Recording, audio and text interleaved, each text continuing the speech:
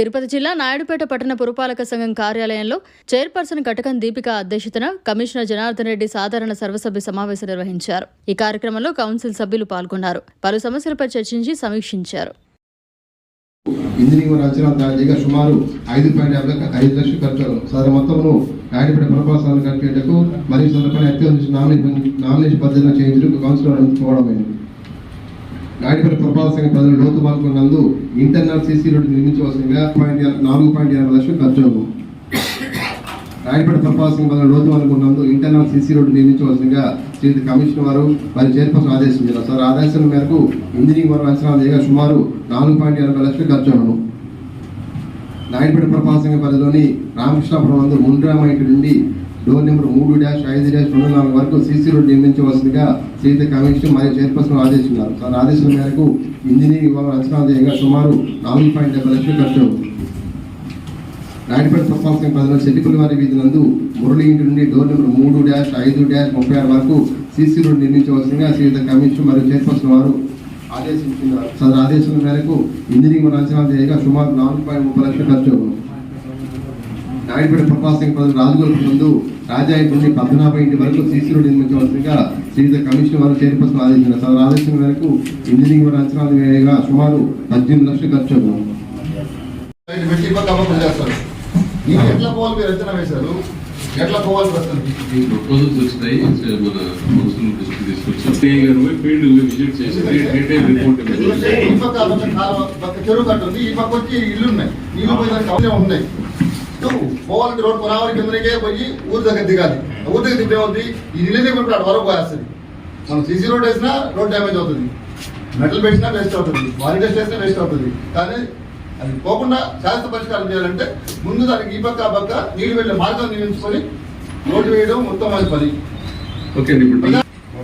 ప్రజలకు శ్రేయస్కరంగా ఉంటుందని నా అభిప్రాయం. ఇది చేయవలసిందే చిన్న మనం ఇంజనీరింగ్ డిఐ పంపించిన ఫీల్డ్కి వెళ్ళి ఏదైతే మనకు అనుకూలం ఉంటుందో మీతో సంప్రదించేసి అది ఎట్లయితే వీళ్ళు రాజవర్గంలో ఒక నిరుపయోగంగా ఉంది. దాంట్లో మోటార్ లేదు, దాని మోటార్ వేసి ఆ మోటార్ని అటు నడిపి అక్కడుండే బోర్ని అటు వీడికం నడిపితే చేసుకోవాలి. వాటర్ లేదు, అది గేట్ వాళ్ళు కట్టేస్తున్నారు సార్. అక్కడ కొత్తగిరి లైన్ వచ్చే నీళ్ళు గేట్ వాళ్ళు తొమ్మిది నీళ్ళు రాజగోడకు వస్తుంది. 24 hours మంది వస్తున్నారు. 1 week నుంచి వాటర్ లేక అలాంటిపోతున్నారు జనాలు. రోజు మాత్రం నాకు ఫోన్ చేయడం సార్ ఈ పోతే రేపు అక్కడ వాళ్ళు పడితే గేట్ వారు ఒకటి ఉంది. దాంట్లో మన పైప్ లైన్ గ్యాస్ వల్ల బ్రేక్ అయ్యి గేట్ వారు ఓపెన్ చేసి మళ్ళీ కొంచెం లాక్ చేయగలిగితే అన్ని నీళ్ళు రాకుండా కొంచెం నీళ్ళు వచ్చే అవకాశం ఉంది. ఆ గేట్ వాళ్ళని రెక్టిఫై చేసి ఓపెన్ చేసి మళ్ళీ లాక్ చేసి పెట్టమని తిన్నామని. ఒక నిమిషం అందరికీ దాంట్లో మన కాంట్రిబ్యూషన్ కూడా ఉంది. ఒక ట్రాక్ కి జనరల్ ఫండ్ మీద పబ్లిక్ అక్కడ నడుస్తారు కాబట్టి నా రిక్వెస్ట్ దాని మీదనే పెట్టాలి. అందరూ నడిచేదే జెంట్స్ పిల్లలు. నైట్ కూడా ఒక 4 లైట్లు వేసామంటే మార్నింగ్ ఉన్నాయా? ఓకే దాంట్లో నీళ్ళు పీల్చుకుంటాను.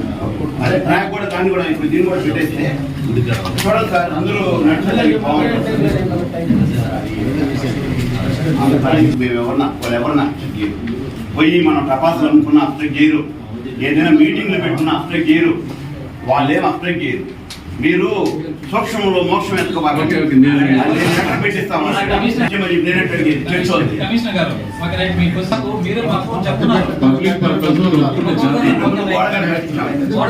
అదేం అబ్జెక్షన్ లేదు. డిస్కస్ చేసి పబ్లిక్ పర్పస్ కాబట్టి ఎమ్మెల్యే గారు తీసుకొట్టి గతంలో వాళ్ళ పోరాటం వాళ్ళందరూ మేము కూడా ఈరోజు ముందుంటాము, వాళ్ళకి ఏదో ఒకటి ఏర్పాటు చేస్తే ఇండిపెండెంట్ మన గౌరవ సభ్యులు ఎవరైనా సరే మీ పరిధిలో ఉన్న ఇంపార్టెంట్ వర్క్స్ ఉంటే మా నోటీస్ తీసుకురండి, దాన్ని ఎస్టిమేట్ చేసి పెట్టుకుందాం. ఎమ్మెల్యే గారి దృష్టి పెట్టి ఎమ్మెల్యే గారు స్పెషల్ గ్రాంట్లో సాయం చేస్తున్నాం. గౌరవ స్పెషల్ గ్రాంట్ కింద తెద్దాము. ముందు ఇంపార్టెంట్ వర్క్స్ అప్పుడప్పుడు మనకి రావు కదా. ఇంపార్టెంట్ వర్క్స్ ఇప్పుడు మిగిలిపోయినట్టు ఎవరైనా మీ గౌరవ సభ్యులు మీ పరిధిలో దానికి స్పెషల్ గ్రాంట్ కూడా రిలీజ్ చేశారు మినిస్టర్ గారు. కలెక్టర్ స్థాయి పర్మిషన్ సార్ ఆ బోర్డు నగరాలకి తీపించారు సార్. అవి మన పరిధి, దేశ నాయకుల పేరు పెట్టండి సార్. ఓకే మన పరిధి కాబట్టి ఆ బోర్డులు అయితే ఇమీడియట్ గా రిమూవ్ చేస్తాం. పర్మిషన్ ఇవ్వాలంటే కలెక్టర్ గారు తప్పలేదు. కలెక్టర్ గారు పేరు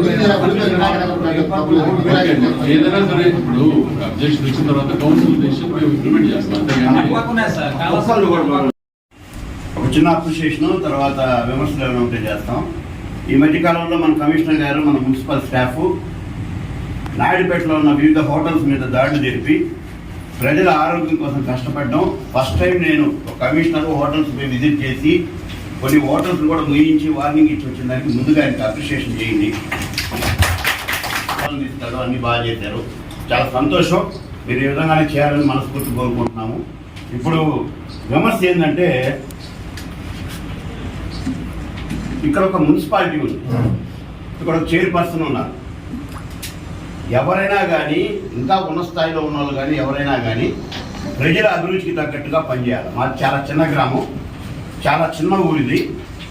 ఏదో రాజశేఖర రెడ్డి గారి పుణ్యమంట ఇండస్ట్రీస్ వచ్చి కొంతమంది ఇక్కడ రావడం, అభివృద్ధి చెందడం జరిగింది. మీరు ఎంక్రోచ్మెంట్స్ ఏదైనా చేయాలి అని అంటే పాలకవర్గం దృష్టి తీసుకురావాలి, యూనిఫామిటీ ఉండాలి. మీరు చేయాలంటే ఎంటైర్ నాయుడుపేటని మీరు మార్క్ చేసుకుని మేము డెవలప్మెంట్ చేస్తున్నాము, మొత్తం తీసేస్తామనంటే నాకు అబ్జెక్షన్ లేదు, చైర్పర్సన్ కానీ ఎవరికి అబ్జెక్షన్ లేదు. కక్షపూరిత ధోరణిలో ఇప్పుడు మన టౌన్ ప్లానింగ్ మా మేడం గారికి నేను తెలవదు, ఆమె కౌన్సిలర్ అని తెలవదు. అక్కడ పరిస్థితి కూడా కొట్టాల్సిన పరిస్థితి లేదు. ఎందుకంటే ఆర్ఎన్బి రోడ్డు కాడి నుంచి 4 అడుగులకి గ్యాస్ పైపులను ఒక బండ పెట్టినారు. అక్కడి నుంచి 4 అడుగుల తర్వాత ఆమె పోయింది. ఆమె చిన్న టిఫిన్ అంగడి పెట్టుకొని ఆమె కుటుంబాన్ని నడుపుకుంటుంటే మన స్టాఫే మన కౌన్సిలర్దే పగల కొడితే ఎవరు చెప్పారు, ఎవరు ఆర్డర్స్ రిసీవ్ చేశారు, ఎవరి స్థలం అది? మీదే స్థలం చెప్పండి, మనదే, మన మున్సిపాలిటీదే? అదే ఆర్ఎండ్బి అండి కంట్రోల్లో ఉంది. ఓకే, బట్ అది మున్సిపల్ లిమిట్స్ లో ఉంది కాబట్టి మున్సిపల్ లిమిట్స్ లో ఆక్రమణలు తొలగించటము. ఎవరు ఇచ్చారు మీకు? ఎవరు ఆర్డర్స్ ఇచ్చారు? ఏ ఆర్డర్స్ మీరు ఇచ్చారు? మా బోర్డుకి తెలవదా? అమ్మా మీకు నేను చెప్పాను చూడండి, మీరు ముందు మీరు ఇల్లు కడుతున్నప్పుడు ఇన్స్పెక్ట్ చేయడం లే, మీరు ఇల్లు కడుతున్నప్పుడు ప్లాన్లు చూడడం లే, ఏం చేస్తున్నారో ఎట్లా చేస్తున్నారో అది మీ కష్టం, మీ నష్టం, నాకు సంబంధం లేదు. నేను ఒకటి విమర్శించను, ముఖ్యంగా ప్రభుత్వ ఉద్యోగం నేను విమర్శించను. ముందు మీ ధర్మం చేయండి, మీ డ్యూటీస్ చేయండి. ఎవరో చెప్పారు కదా అని చెప్పి రోడ్ల మీదకి వచ్చి దౌర్జన్యాలు చేసేదైతే నేను ఒప్పుకోను.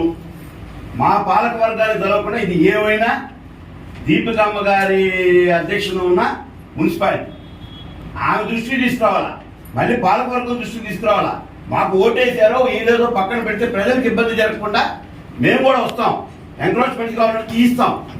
ఈ దౌర్జన్యాలు ఏంది? ఒక ముగ్గురికి నోటీసులు ఇవ్వడము, ఒకరి దగ్గర పోయి కొట్టడము. ఈరోజు ఏం చేస్తున్నారు? బాలరెడ్డి సైట్లో కట్టేశారు, ఆ గవర్నమెంట్లో కట్టేసిన తర్వాత నక్కలోకి ఇస్తానన్నారు. వాళ్ళు నక్కలోకి ఇస్తానన్నారు, ఇప్పుడు ఏమయ్యారో తెలియదు. వాళ్ళు ఏకంగా పోయేసి డివైడర్స్ మీద కూర్చోన్నారు, డివైడర్స్ దగ్గర కూర్చునేసి ట్రాఫిక్ అంతా అంతరాయం కలిగిస్తున్నారు. వాళ్ళకి ప్లేసు లేదు. దీన్ని కూడా దృష్టిలో పెట్టుకోవాలా.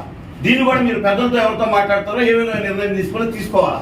యూనిఫామిటీ లేకుండా, మున్సిపల్ అనుమతులు లేకుండా, కౌన్సిల్ అనుమతి లేకుండా ఊర్లో పోయి ఎవడో చెప్తే దౌర్జన్యం చేస్తానంటే మటుకో ఎవరికైనా అది మంచి పద్ధతి కాదు.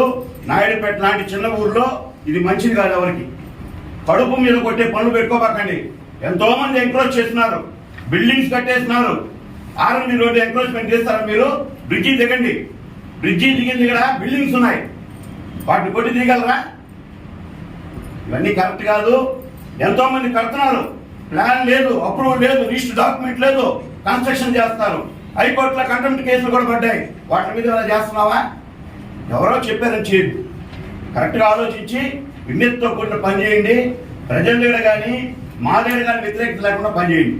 నెక్స్ట్ ఇంకో చిన్నది, నాయుడుపేట స్వర్ణముఖి ఇసుక కొనింది, ఇసుక పోయింది. ఈరోజు ఒక డస్ట్బిన్ అయిపోయింది. చెత్త చెదాలను తీసుకొచ్చి పోస్తున్నారు, ఆ కాలువేకి అడ్డంగా పోస్తున్నారు. వాటర్ ఫ్లో రేపు పోదు, కాలువే కొట్టుకుపోతుంది.